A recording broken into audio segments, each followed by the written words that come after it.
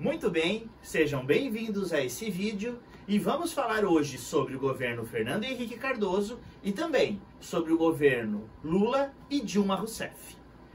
Ok? Vamos lá. Quanto ao governo Fernando Henrique Cardoso, como nós vimos em vídeos passados, Fernando Henrique Cardoso havia sido ministro da Fazenda de Itamar Franco e tinha sido a pessoa que coordenou o Plano Real, que conseguiu terminar o problema da inflação no Brasil. Em razão disso, da grande popularidade e sucesso do Plano Real, Fernando Henrique Cardoso se candidatou à presidência pelo PSDB, disputou com Lula e acabou então ganhando a eleição para a presidência da República. E depois ele conseguiu se reeleger novamente. Está aqui então o Fernando Henrique Cardoso na foto oficial com a faixa presidencial. Como é que foi esse governo do Fernando Henrique Cardoso após ter conseguido se eleger em razão do Plano Real? A gente tem que observar que, assim como o Fernando Henrique Cardoso havia se eleito por causa do sucesso do Plano Real, que havia terminado com o problema da inflação no Brasil, havia um comprometimento de Fernando Henrique em não fazer com que a inflação voltasse ao Brasil.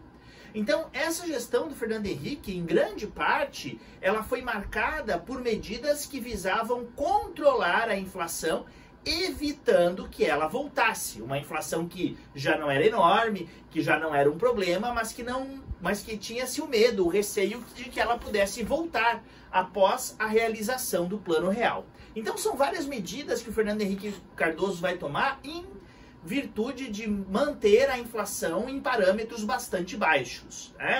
A gente vai observar aqui, então, como medidas para o combate à inflação. Em primeiro lugar, privatização estatais. Fernando Henrique Cardoso acaba sendo chamado, muito em virtude dessas privatizações, de neoliberal. Como se ele, então, utilizasse da ideologia neoliberal, de pouca intervenção do Estado na economia, para fazer a sua política. De fato, a gente pode observar, sim, várias medidas do Fernando Henrique Cardoso que vão nessa linha, que se encontram com essa linha neoliberal, mas a gente tem que entender também que havia um pano de fundo do Brasil daquela época de controlar a inflação. E uma das medidas para controlar a inflação seria, como o governo do Fernando Henrique Cardoso fez, privatizar empresas. Quer dizer, empresas que, uma vez vendidas, trariam dinheiro para o Estado. Então o Estado teria mais facilidade em quitar as suas dívidas, em pagar os seus compromissos, porque estaria vendendo um ativo e fazendo com que isso virasse dinheiro para o Estado. E muitas vezes podiam ser empresas não lucrativas, empresas que, estando em posse do Estado, geravam ainda mais dívidas. Por que controlar as finanças do Estado é importante para não gerar inflação? Porque o Estado, a União Federal, ela tem o poder de criar dinheiro, em outras palavras, imprimir papel moeda.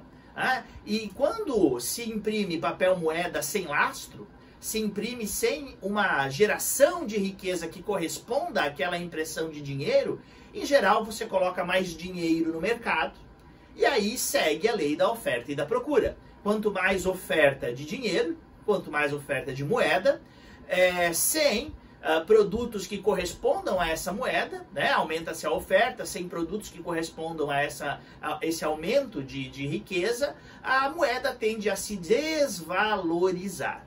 E desvalorização do dinheiro significa aumento de preços. E aumento de preços é inflação. Então era necessário deixar as contas do Estado equilibradas, para que a União Federal não tivesse a necessidade de exatamente imprimir moeda, e assim o dinheiro não tivesse esse gatilho de desvalorização quando o Estado, para pagar suas dívidas, fizesse uma maior oferta de dinheiro no mercado sem uma produção de riqueza que assim correspondesse. Então, privatizar empresas poderia ser uma estratégia eficaz desse sentido. Em primeiro lugar, você consegue dinheiro para o Estado quitar suas dívidas sem ele precisar criar mais dinheiro.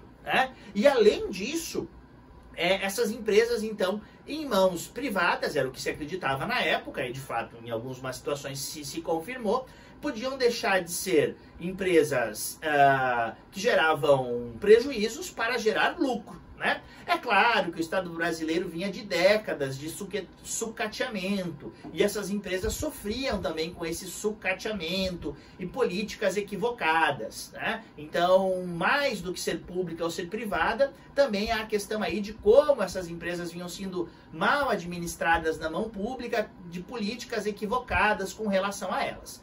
Enfim, de qualquer forma, foram feitas privatizações nesse sentido e isso foi utilizado como estratégia para controle da inflação. Aqui a gente tem, então, por exemplo, a privatização da Vale do Rio Doce. A Vale, que hoje está aí como uma empresa de capital privado, ela inicia a sua história como pública, ali criada na época de Getúlio Vargas. Getúlio Vargas em outro momento em que o Estado brasileiro entendia que ele devia ser o protagonista da industrialização brasileira, mas que agora então ela passava a ser vendida e passava a ser privada. Aqui a gente tem uma foto exatamente desse leilão que marcou a venda da Vale do Rio Doce, né? O próprio Getúlio Vargas, o próprio Fernando Henrique Cardoso disse em determinadas situações que ele veio para acabar com a era Vargas. Exatamente se Vargas entendia a participação do Estado na industrialização brasileira por meio dessas empresas, Fernando Henrique Cardoso entendia que agora era a hora de acabar com essa era Vargas e para privatizar várias dessas empresas, né? Não estar mais sob controle público. Além da Vale do Rio Doce, nós temos a Telebrás, né? Na época a empresa de telefonia era pública, o serviço de telefonia era público, e depois de Fernando Henrique Cardoso ele passa a ser privado. Né? Telebrás aí vai se transformar na conhecida Embratel. Tá? E também a gente tem a observação de privatização de bancos estaduais. E aqui eu cito, por exemplo, o Banespa, o Banco do Estado de São Paulo, que foi comprado pelo Santander. Tá? Muito bem, então vocês entenderam aqui como essas privatizações foram utilizadas de forma estratégica para o combate da inflação no governo Fernando Henrique. Mas essa não foi a única medida tomada pelo Fernando Henrique no sentido de combater a inflação.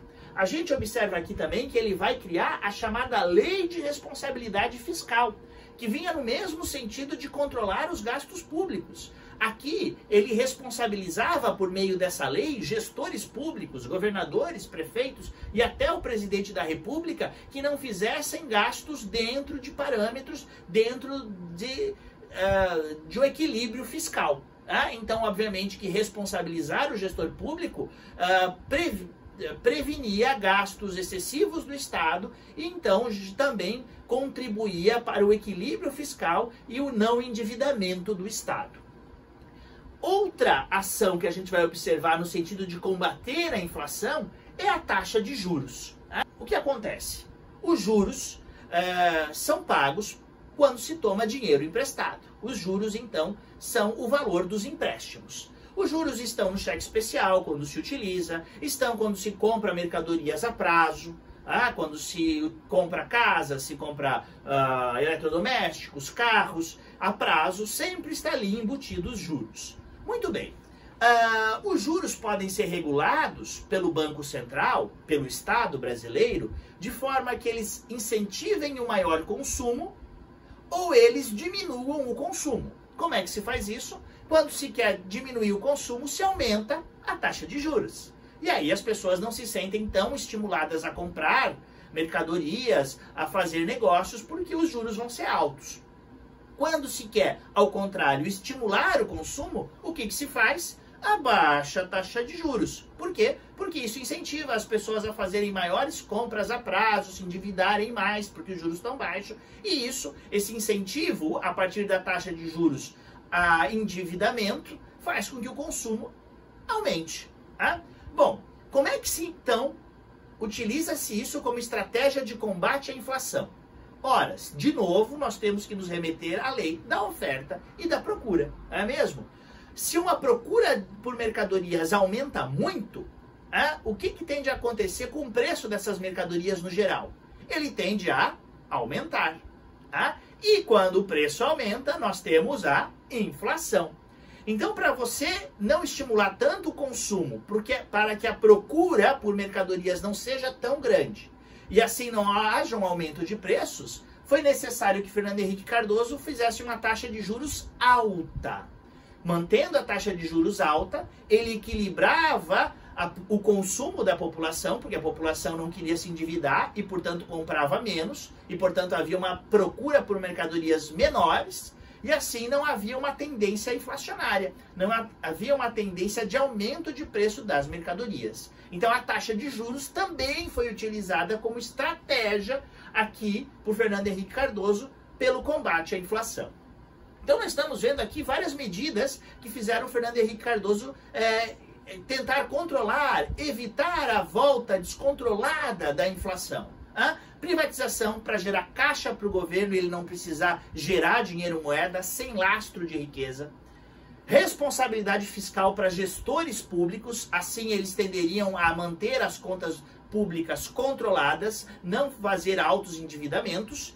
E por fim, uma regulação da taxa de juros no sentido de diminuir o consumo, diminuindo assim a procura por mercadorias, não levando a uma tendência de subida de preços.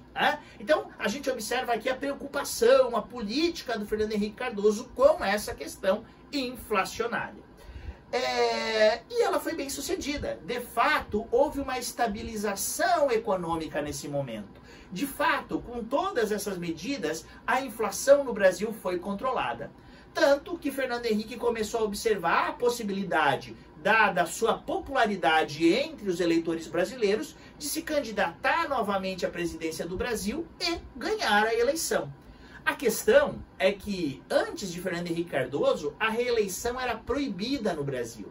A Constituição não permitia que um presidente, um governador, um prefeito, que já era presidente, governador e prefeito, se candidatasse novamente a esse cargo. Foi necessária uma emenda constitucional que alterasse a Constituição, emenda essa que foi proposta por essa ideia do Fernando Henrique Cardoso de fazer uma reeleição, e que essa emenda fosse aprovada. E de fato ela foi aprovada. E assim a Constituição sofreu uma alteração que permitiu a reeleição.